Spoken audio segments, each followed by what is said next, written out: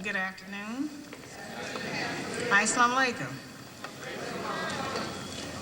I'd like to certainly thank Dr. Johnson and the National Association of Conscious Black Women for having the courage to invite me here.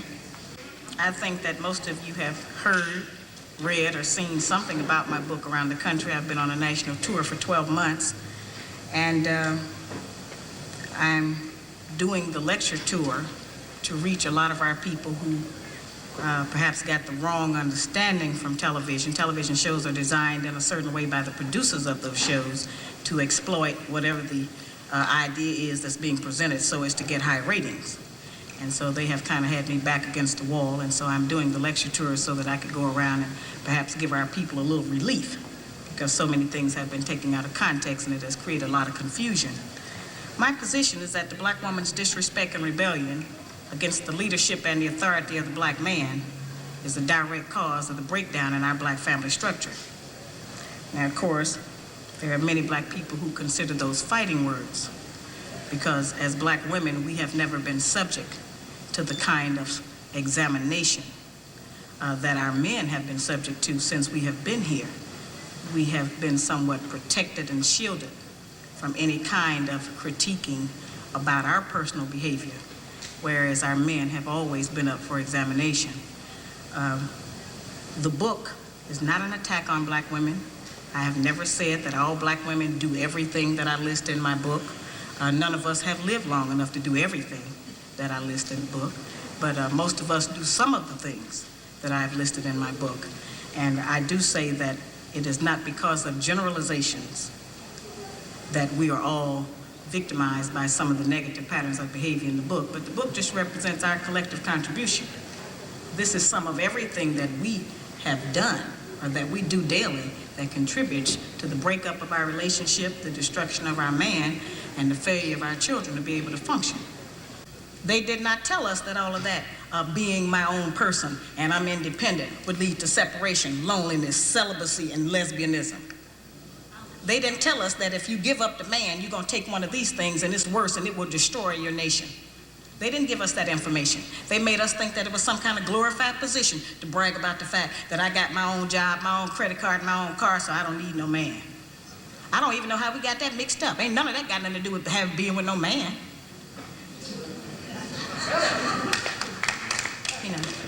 We have some serious relationship problems that nobody has been able to address us on, because everybody wants to pretend that this is not going on. Over 60% of our women are single, widowed, separated, or divorced. They don't have a man. I just came out of Florida, and they got a housing complex that the Urban League built, which is a black organization that is for women and children only. They say they don't allow any men in there. I didn't have time to deal with it, but I talked about them real bad. That's the silliest program I've ever heard of. You know them women that had men if they got a bunch of children. They need fathers. They need protection. We hear about the drug problem that we have in our projects across the country. It's one of the major places that we have a drug problem. We talk about the great strength that we have as black women. Well, the welfare department don't rent government apartments to single black men. Those apartments belong to black women who are allowing this to go on in their home. We have not looked at what part of the responsibility do we share. Yes, black men sell a lot of drugs, and a lot of us black women get the money from them drugs and buy some of these fancy clothes we wear, drive around in some of these fancy cars. He is not doing these things alone and without support from us, whether they are good or bad. See, we have a lot of power. We are very strong women. I'm saying that we're using our strength in the wrong direction. We're using it to tear our man down, tear our nation down, instead of building it up.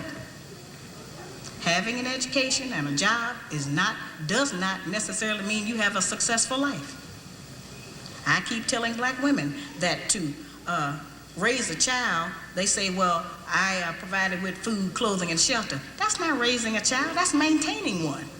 To raise a child, you need a parental coalition of a man and a woman. We have sons who, by not having a father in the home, they don't know how to respect women. They take on the black female emotionalism. They become bitchy, they're doubtful, they're indecisive, they can't make a decision. They don't know what to do about being a man because we can't teach them that. We don't have that knowledge. We have daughters who grow up in a home where they don't see any affection, where there's no man there. They go out into the world and try to mate. They don't have no idea how to be no woman to no man, how to function in a house with a man, because they haven't seen it. Most of our children, just like us, get all the information we have about how you be with a mate off television. It's the only medium that shows us anybody being together. Those rules have not worked for us. The white woman's liberation movement, we don't have anything to do with that. We have not been under the control of the black man for over 500 years, so what do we have to get liberated from them from? They haven't been our boss. That's the white woman and her man. They're going through that, and that's their business. We don't have any business being in that. They only introduced it to break down the civil rights movement. Civil rights movement started with the black man, the black woman, and the black child standing together, trying to plead for freedom, justice, and equality, and more benefits in the country that they had built. They threw the white woman in there with the women's liberation movement and made it a woman against man thing. That created a big separation between black men and black women, because then everybody started going for self. Then they bring the welfare system in and tell us in order to feed and clothe and house our children, we have to give up our man. You have to put the man out of the house. When the white farm wife goes to the government for subsidy for the farm, they don't tell her to get rid of the farmer, they keep that family together. But in the black community, they make it a requirement, because they want to keep endorsing into the black community that the black man is no good, and that he is not deserving of respect, he is not deserving of us letting him give us any protection or instruction, and that we are better than them. The major responsibility that the black woman has had on the earth for the trillions of years that we have been here has been one of nutrition and birthing children. Those two things have a great deal to do with the survival of any people, the reproduction of the nation, and feeding them the proper food so that they can live. Those are very important jobs. Those are very powerful positions, because it puts us in a position to decide who's going to live or die, and how slow they're going to die by what we feed them. We have a very powerful position.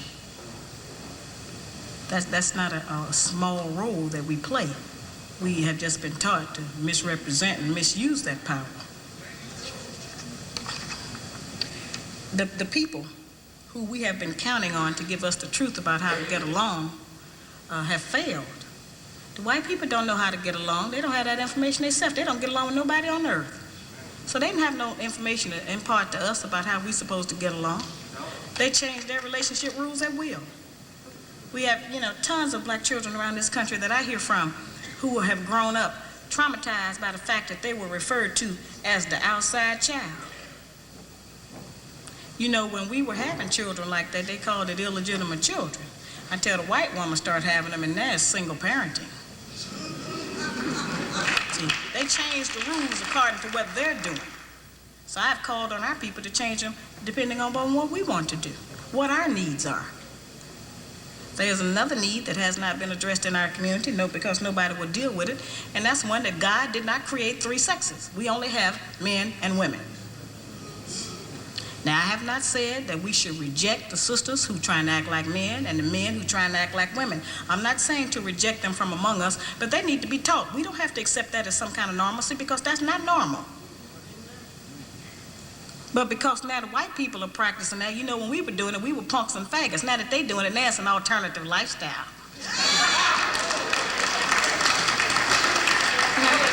I'm trying to demonstrate how they have set rules that they have forced us to follow that they don't even follow themselves. They change the rules to suit them when they get ready. We can change them to suit us when we get ready, especially if we have what we have now, which is a failing system. It hasn't worked for us. We don't have to be ashamed that it hasn't worked for us. But we do have to be ashamed of the fact that we keep plodding behind it and not trying to make the corrections that will help our people to survive. I have charged that our educational class has failed us. They have not represented our needs. All they got was a job. I gave them 30 years to present us with a program, a national project, an agenda that we could work on to improve our homes, and it never did arrive. The only thing they gave us was a welfare program, and we know that that failed. The reason that I wrote the book, certainly, which is a classic question that I'm asked all over the country, I wrote the book because we represent the missing link as black women. The black man has been dissected, examined, the white man, the white woman, and the black child. But it has been us as black women who have never been examined. We have been protected, we have been insulated, we have been kept from any kind of criticism about our personal behavior in the home and outside of the home, and we have been given the false compliment that we are the backbone of the black nation.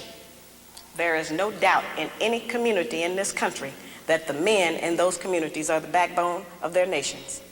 There is no doubt in the white community that the white man is the backbone of his nation. The European, the Buddhist, the Korean, the Japanese, the Hispanic, all of those men are the backbones of their community, and there's no doubt about it.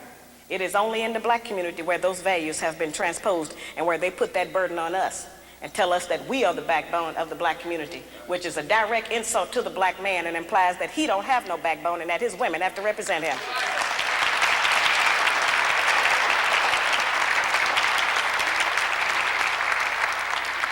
It's a heavy burden. It's one we are tired of carrying, and it is one that is not true. I remind people all the time that God did not make the white man, the white woman, the black woman, and then the black man. He made the black man first, and he created all of the rest of the people after him.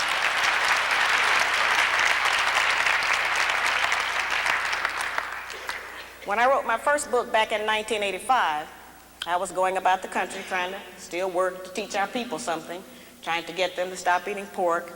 And at that time, I was having what I call get off those hog lectures. And I would take the microscope out and I would show black people how even if you cook pork, you couldn't kill the worm. I would show them that the worm was still alive in the meat after heat, because that's what they told us, that you could cook it and kill the worm. And so I would show them what it did to the brain and the spinal column. And so there were many black men who wanted to stop eating pork. They wanted to change their diets, and they were in agreement. But it was the black woman who I found who was the most adamant, who refused to change her cooking habits, who didn't want to shop differently, who didn't want to do any different meal planning. And so I say, well now, if we are refusing to provide the black man with the proper physical food when we know food is what sustains life, then what else are we keeping from him? What else are we doing to destroy our men, to destroy our families? Because we don't know any better, or because we're too lazy, or because nobody has ever called on us to repent. And so then that led me to the study.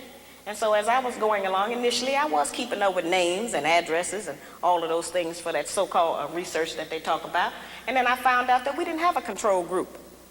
There was not one set of Negroes that I could point at and say, well, these particular Negroes over here, they didn't suffer from the psychological trauma of slavery, so we don't have to deal with that. I found out that all of us had the same problems, and that we were not as different as we think we are. We are all doing the same things. We're all practicing the same patterns of behavior. A pattern is something that people follow because they think it's the right way to go. We have been doing it and approving that behavior between each other because we think, well, this is just how you do it. We have not represented our own ideas. We have not had anyone to represent our own ideas to us. The only place we have learned about how to be a woman or how a man is to be a man is on television. We haven't had that kind of a chance to study ourselves. The white woman has been the only woman we have had an opportunity to study every day of our life, on television, in every magazine we ever picked up, in every newspaper, on every radio. She's been the only model we have had. And if we think that that's not important, then we need to, look at that again. We have studied that, and we have made up and came up with requirements that the white people have set for us for our man. And if he cannot come up to those requirements, then we have decided that he is impotent and unable to be our man because he's disqualified, because he does not qualify by the standards that the white people have set up. We think a good, successful relationship is one where everything goes our way. The first time it stops going our way, then we got a serious problem.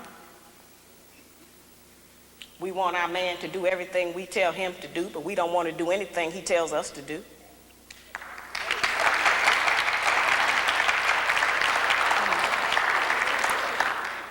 Yeah, it's hard language. And all of our so-called educated class together have never come up with an agenda that brought the people together to try to improve their condition like the Black Man's Guide. Not a one of them have ever had a program that got all of the black people talking, got all of them out. Made everybody decide to make a comment, whether they wanted to or not. People are compelled to testify all over the country. I can't walk the street.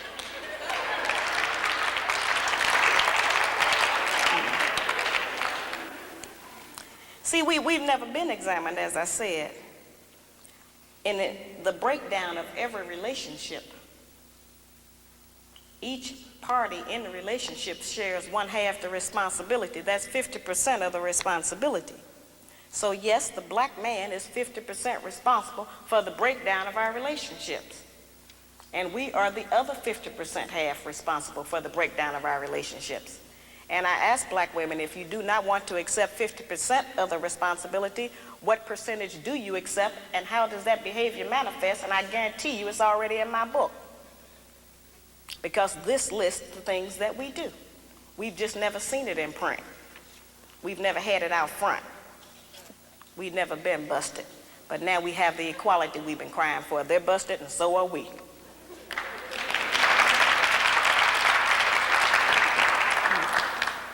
I teach that slavery tampered with nature. When I say that slavery tampered with nature, I mean that a major rite of passage for every male mammal is to provide and protect for a female and her young. Now, certainly we know that the black man has been denied that opportunity. He has not been allowed to qualify to protect his woman or provide for them. They have told us that the only provision that the black man is qualified to give us is one of money. And we have made finance the major focus of our relationships with them. We have made the one thing that most of them don't even have be the criteria. We have been taught that if they do not give us money, that we are not to even allow them to be a father to their child. We have been taught that if he does not give us money, then he is not qualified to tell us what to do. We have been taught that if he does not give us money, that he doesn't have any rights in the home. It's whoever is making the money who has the rights. That's not our system. The black man provides more in a black home than just financial support. He provides direction, guidance, gratification, fulfillment, and discipline for our children.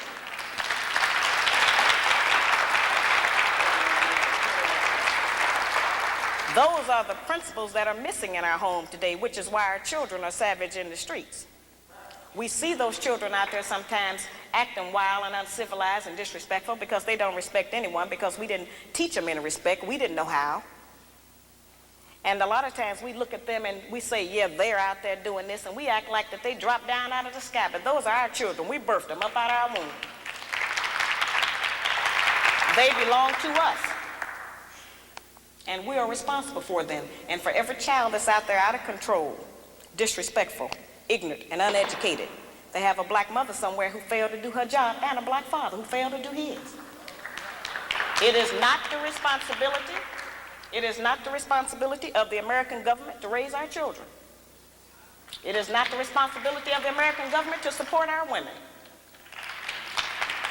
And it certainly is not the responsibility of the American government to hold our man down.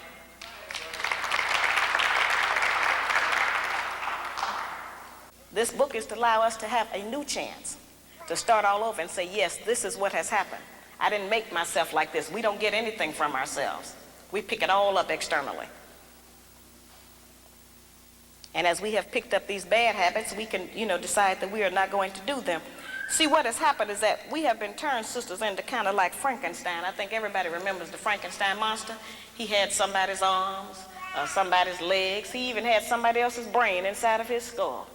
Oh, he was functional, but he was not himself. And so, yes, we are functional. We have been taught that having a good job means that we are a total success. We have been taught that the solution to all the problems of the black people in America is to get a job with the white people.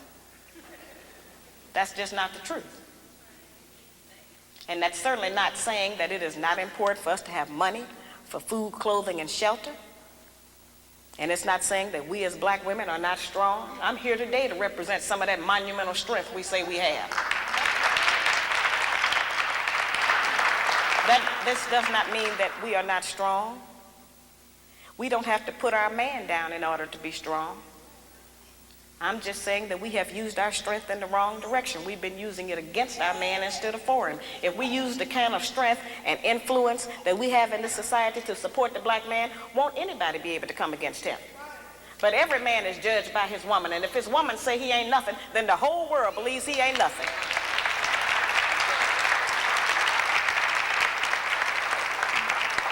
The actual fact is, every man himself judge his own self by his woman. He can be out in the world being great, and the whole world can be kneeling to him, and if he come home and she say, you ain't nothing, you ain't been nothing, then that's who he believes. And yes, we have insulted our man in front of our children. It wasn't intentional. We just been frustrated. We couldn't make you brothers do what we want you to do. We didn't have anybody else to tell sometimes, so we would say it over the children. He ain't no good. He make me sick. He's stupid. If he loved you, he would be here with you. When every man in here know that his relationship with his children is predicated on his relationship with their mother, and if they are not getting along with us, they are not going to spend any time with the children. That's just how that is. And I talk to brothers around this country, and I have testimonies and tons of letters from brothers who write and tell me that my book made them to decide to try to be a man again and try to have a woman. Now, if you think that's not an important work, I got black men who write me and say, you have made me decide not to have another white woman. I'm going to try to get back with the sisters and try them one more time.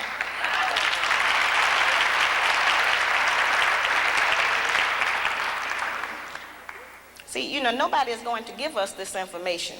They have us standing around sometime and pointing at the brothers and saying, yeah, that's them over there. They ain't no good. They doing this and that and the other, and it's all negative. And they have us thinking that the black man is going to die and we going to live on. But that's not how it's going to go. There is still one monolith in the black community, and that's that it still takes a man and a woman to make a baby. So if the black man dies, we all die. And I don't want to die. I want to live. I want my children and my grandchildren and whatever else is coming after Shaharaz, I want that to live. But we are not on the path of life. We're on the path of destruction. You know, learning how to get along has to be taught by force. Slavery was taught by force. We didn't volunteer for that. They made us do that. They forced us to do that. And that's how we're going to have to learn how to reunify. It's going to have to be done by force. We're going to have to make ourselves try to deal with each other. Yeah, and that's very difficult, and it certainly takes a great deal of self-control and love for your nation at large. It's the greatest form of unselfishness. Now, I don't go around advocating that people that hate each other stay together. That's not what I'm saying. That's different.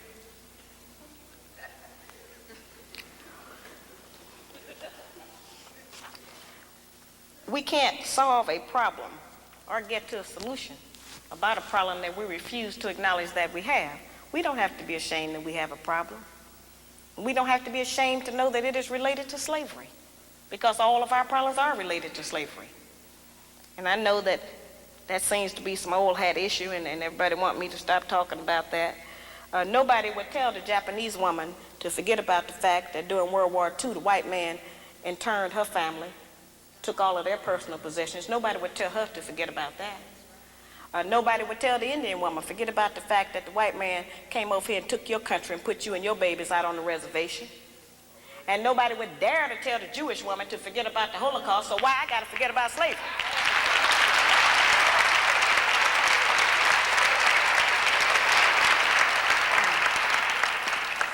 See, the Japanese and the Indian and the Jewish woman got behind their men, and they had some very terrible histories also.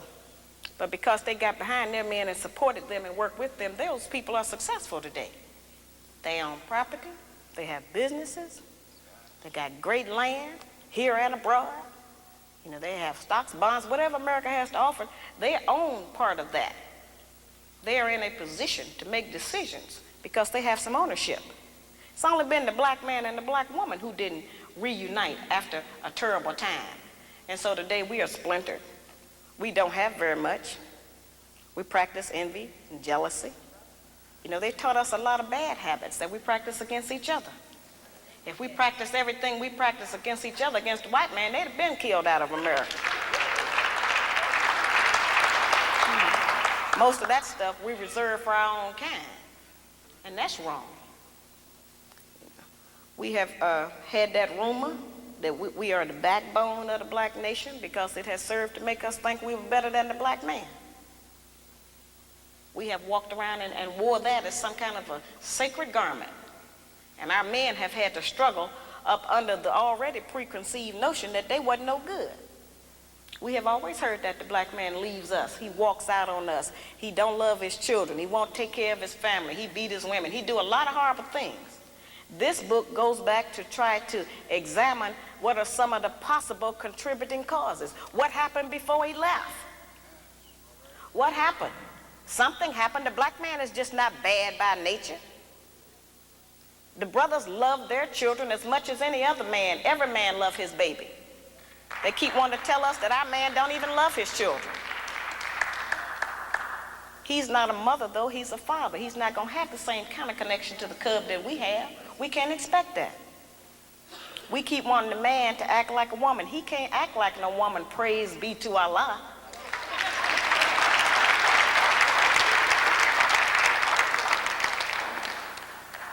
I wrote the book so that the brothers would understand what's going on, because most of what we charge them with is that he can't, quote, handle us.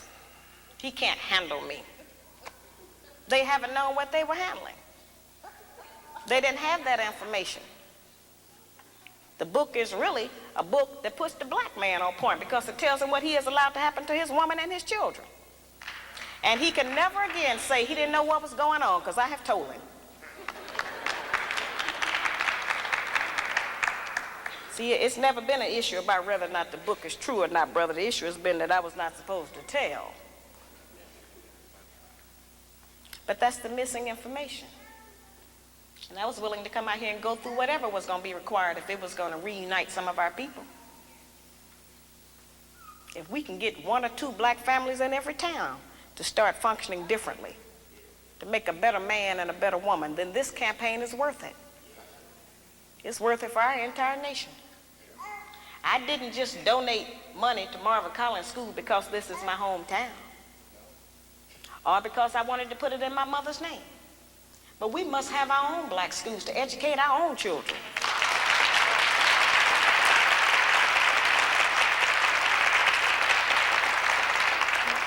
We have to educate our own children. If it's in a closet, I would rather support them, to have my own kind, trying to teach my own kind, than sending them out there into the white people's school and let them tell them all kind of nonsense that they want to.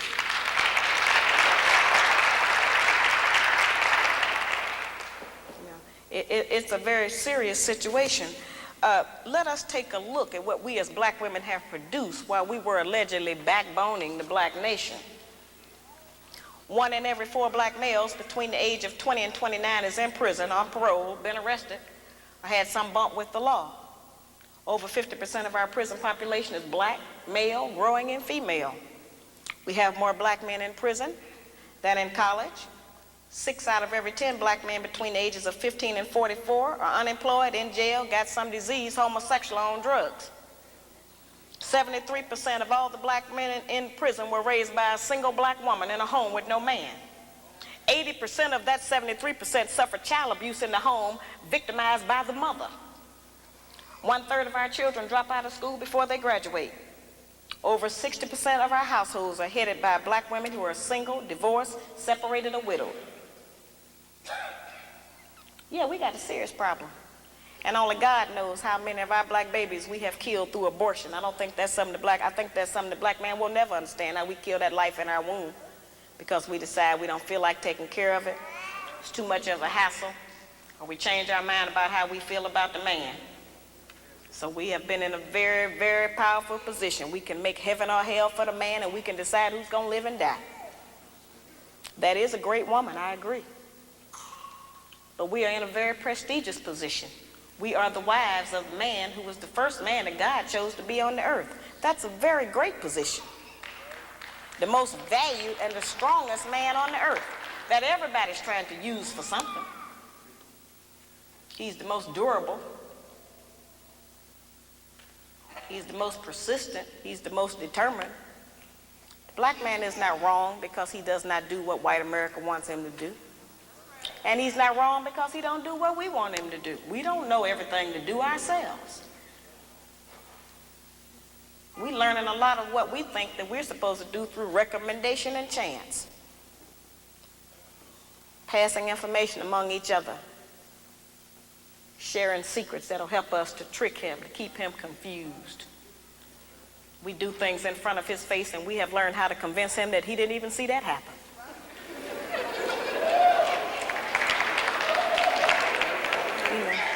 Just serious situations. This is the first platform the black man has ever had to air his grievances about the black woman, because nobody would ever listen to him. They listen to us. And we have had many complaints. Many of them may be true, but they have complaints against us too. They've just been too cool to deal with it like that. And then God sent Sister Shaharaz Ali and said, we're going to deal with it now. History can't be complete without dealing with it. We cannot let the history live and die and record that we were all right and they were all wrong, because that's just not the way it is.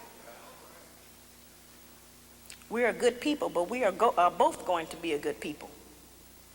And I hear, women around the country tell me, say, well, you have insulted black womanhood, and now anybody from any foreign country or anybody who picks your book up is going to think that all black women are like that. That's impossible. Everything I list in the book is visual and audible. You can see it or you can hear it. So if you don't see it or hear it, it ain't there. But if you see it and hear it, which you will, it's present. So there's no danger that somebody's going to look at one of us and think we are doing the things that I describe in the book. Because you can see if somebody's doing that or not. That's not difficult to be able to read a person on that. The book certainly does not give the black man any rights over us in a certain kind of a way, because no man can begin to try to get us together until he look at himself in the book.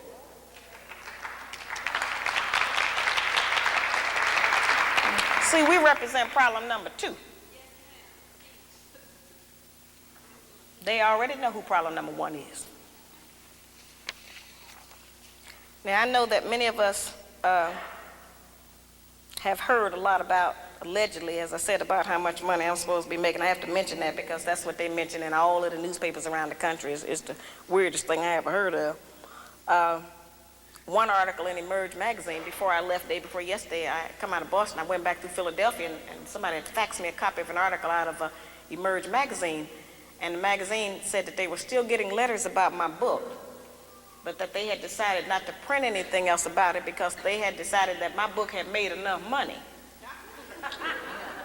So I called the editors up. I told my secretary, I said, get him on the telephone. So I asked him, I said, that was a very ridiculous and ignorant remark to make, brother, since you don't know what the book sells for or how many I've sold or any of that. I say, plus, why don't some of you black people get together and go tell IBM and Adidas and Nike and Reebok that they made enough money? Those are the people robbing our people. I said, go down there and tell Xerox they made enough money and see what they say. I have security. Mostly not because of black women. We ain't gonna do nothing but fuss. I have security because of black men. The book puts the black man on point. They get hysterical, they go into denial, they jump the seats, charge down the aisles. You'd be surprised. So it's not the black woman that this book is upset, because many of our black men don't want to take responsibility for their families. Many of them, not just because of financial reasons, many of them have accepted so much of the hype in the media that they don't know what it would be like to be in charge. They got doubt. They have fear. They are afraid that they will fail. We're all afraid of failure. The major tool that was used against us during slavery was the implication of fear. We have to get past that fear. Our men have to stop being scared to say, yes, I'm the head of the house.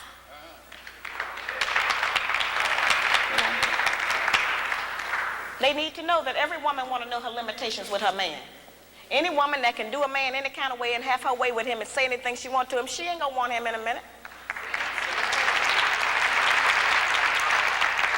We have to know what the black line is. I had did an interview the other day from a newspaper out of Baltimore. Anyway, so they had brought down the camera crew and stuff, and so they were trying to interview me. So, of course, they got on that favorite part of the book, that everybody deal with. And so he asked me, I ever been slapped in the mouth?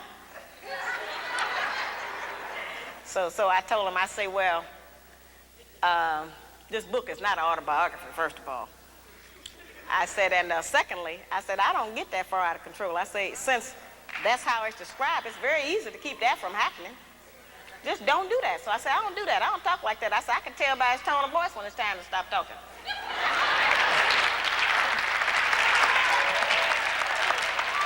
Yeah, that's the most amazing thing. The amazing thing to me is how our people go around the country trying to pretend that we ain't fighting.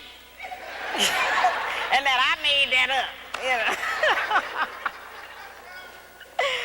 But as I said, this book demonstrates that we are not as different as we like to think that we are.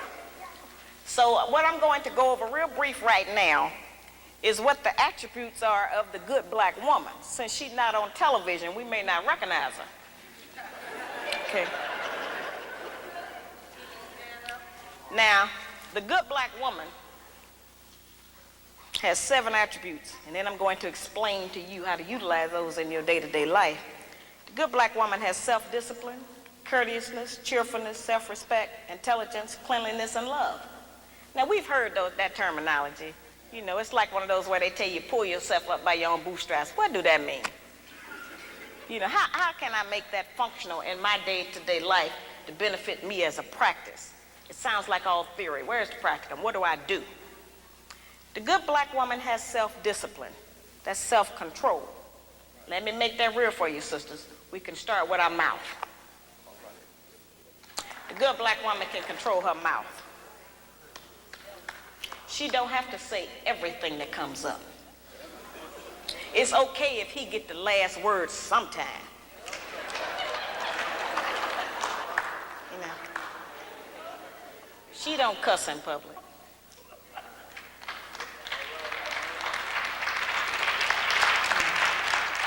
And she works on not cussing in private. She don't tear a man down with her mouth because they can't out-argue us. Can't nobody out-argue us. I have charged that we nag our men too much. We keep our men's head tied up so much with our petty grievances about our personal relationship that he don't have time to think and plan for our future. Because he got to deal with what's going to happen with us every day. You know, it's real odd. When the black man come home, he almost have to do a wind test or stick his toe in the door. He don't know what's waiting. He don't know who in there today. He know it's a possibility that there's some kind of new monster that he didn't even know about yesterday. So, you know, we need to not make it like that. We need to not be so vicious with our mouth. You know, men are not petty like that. They're not going to out-argue us. And it has been proven that verbal abuse is just as harmful as physical abuse. So let's not use our mouth to do that to him. The good black woman is courteous. She says, thank you, baby. I appreciate you doing that. I appreciate every effort you make. Try harder. I'm going to work with you. Thank you. I know you did your best. Now that's a whole new language.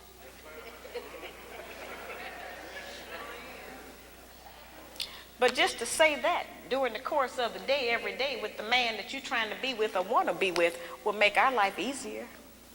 We can't get it if we don't give it. We keep wanting them to give us and do something for us that we refuse to do and give to them. It don't work like that. The good black woman has self-respect. She don't have to go out naked just to get the attention of a man.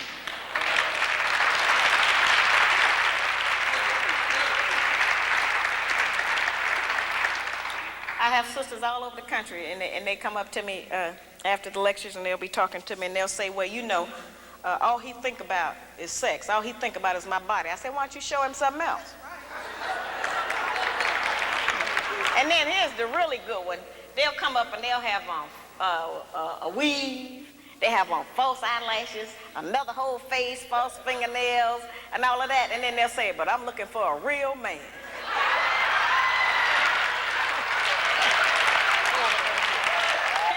It's real deep. I say, why? What you want a real man for? The good black woman can pull a dress down without thinking that it devalues her. She doesn't have to use her body because she has so many other good attributes about herself to get the attention of a man. We can take the sisters in a position to take all of the charge and sexual energy out of the black community by just dressing differently. We have the power and control over that. That don't stop you from being beautiful. You know, that don't stop you from getting a man. And it certainly puts things on the right perspective so some other judgments can be made other than physical. It don't take no knowledge, wisdom, and understanding to have a sexual reaction. That's the most base. We spend less time doing that than anything else we do. So, you know, that doesn't always have to be the forefront issue. We know we are capable of that. The good black woman has intelligence, meaning that she knows how to behave properly in the streets. She's not in the wrong place. Some of our women don't know what else to do other than go to the bar. They need some activities. Some of our women thinking that staying home on the weekend is some kind of sin.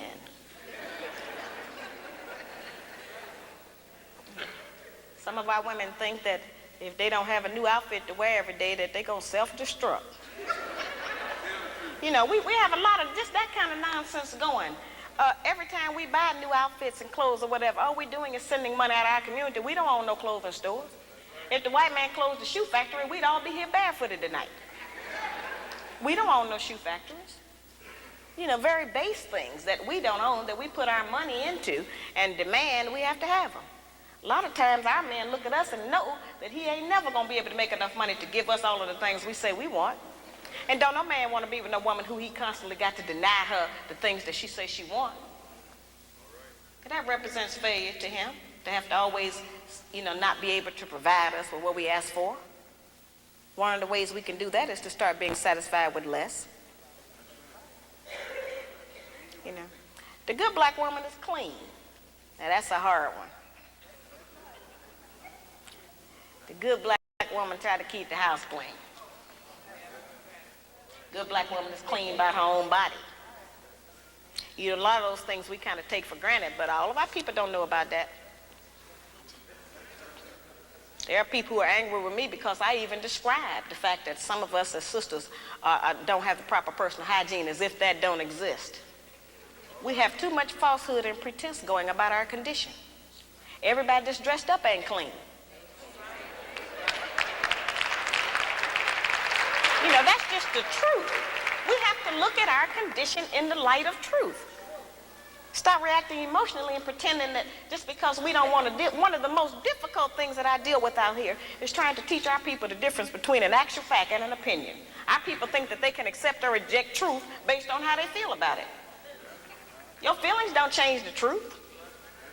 The truth is just going to be there. You can feel any kind of way you want to feel about it. Those kind of emotions have kept us from growing, because anything we don't like, we just reject that and say, well, I don't believe that. That don't mean that it's not the truth. It just makes you a disbeliever. The good black woman practices non-possessive loving. Now, y'all know that's a hard one. Now, envy is wanting what someone else has. And jealousy, of course, is just selfishness. Non-possessive loving is not an easy one for us to practice. And, of course, I have a lot of sisters and some brothers who are in disagreement with me saying that. But the actual fact is that our men are outnumbered about 5 to 1. And nature is going to require that the men take responsibility for more than one woman and her children. Most of our men have children by more than one woman anyway. So I don't know why that was such a surprise, allegedly, when I said that. The black man has not been waiting on me to tell him he could have more than one woman. You know, I'm in agreement with the rest of y'all. I don't think he should do that, but I feel like you did.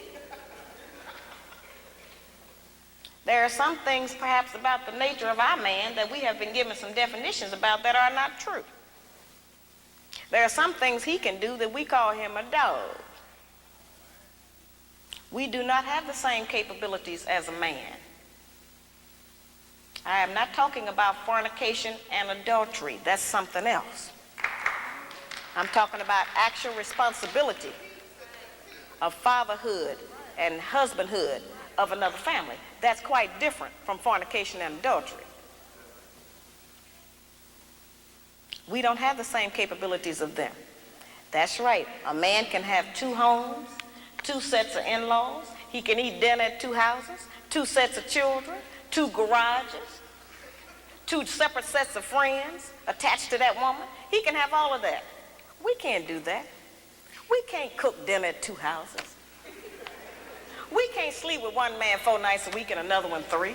Ain't no man gonna agree with that. We can't have one set of children we leave in one place and go and stay in another place and take care of another set. It doesn't work for us. Now that does not mean that we can't have sex with more than one man. That's not what I'm talking about.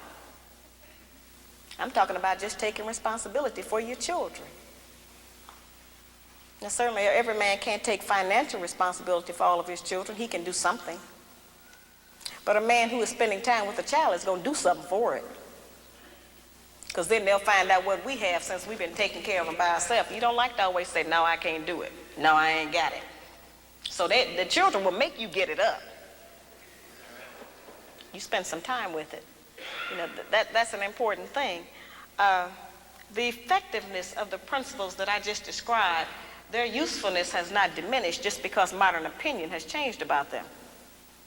There is not a black man in this room who does not still enjoy it if his woman bake him a cake. Well, our young daughters are being raised and taught that that's old style and that's out of fashion. We are not making those rules. Somebody else is, and they're imposing them on us and making us think that we have to qualify under them.